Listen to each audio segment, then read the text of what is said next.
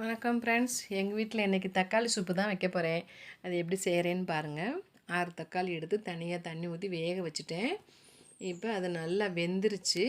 இப்போ பாருங்கள், வெந்து நல்லா தோலெல்லாம் தனித்தனியாக வந்துருச்சு. இதை இன்னொரு பாத்திரத்தில் மாற்றி அந்த தோலெல்லாம் எடுத்துகிட்டு தனியாக ரெடி பண்ணி வச்சுக்கிறேன்.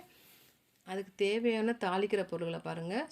பட்டை, கிராம்பு, ஏலக்காய், கல்பாசி, சோம்பு இதெல்லாம் ரெடி பண்ணி வச்சாச்சு. இப்போ மசாலான்னு பார்த்தோம்னா சீரகத்தையும் மிளகையும் நல்லா நுணுக்கி வச்சுருக்கேன். மஞ்சள் பொடி எடுத்து வச்சுருக்கேன். இப்போ நாம் தேவையான போல் ரெடி பண்ணியாச்சு. இப்போ அடுப்பு பற்ற வச்சு சட்டியை வச்சிடலாம். சட்டி காஞ்சிருச்சு. எண்ணெயை ஊற்றியாச்சு.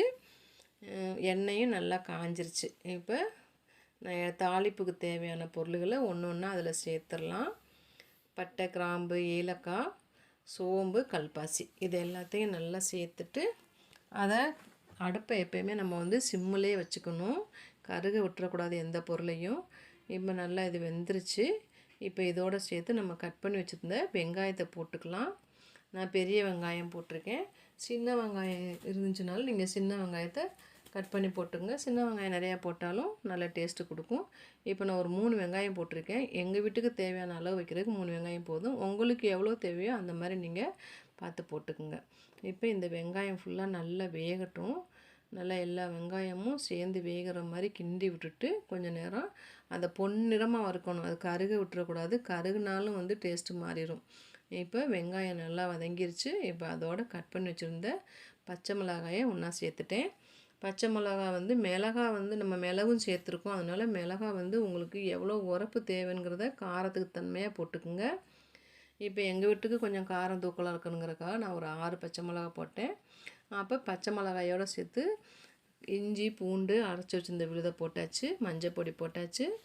சீரகம், மிளகு போட்டுட்டேன். உப்பும் சேர்த்து போட்டுட்டேன். தேவையான அளவு உப்பு போட்டாச்சு.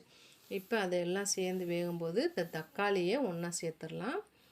தக்காளியை சேர்த்து அதை எல்லாத்தையும் ஒன்றா கிண்டி விட்டுட்டோம்னா அது எல்லாமே சேர்ந்து வேகும்போது அந்த மசாலா எல்லாம் தக்காளியோட சேர்ந்துடும்.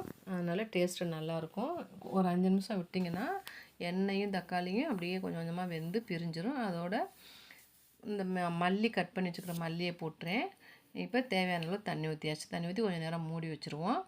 மூடி வச்சுட்டு கொஞ்சம் நேரம் கழித்து திறந்தோம்னா கொதிச்சிருச்சு. இப்போ சூப்பு ரெடி. ஓகே ஃப்ரெண்ட்ஸ், நான் வச்ச சூப்பு நல்லா இருக்கான்னு இதே மாதிரி செஞ்சு பாருங்கள். கமெண்ட்ஸில் சொல்லுங்கள். வணக்கம்.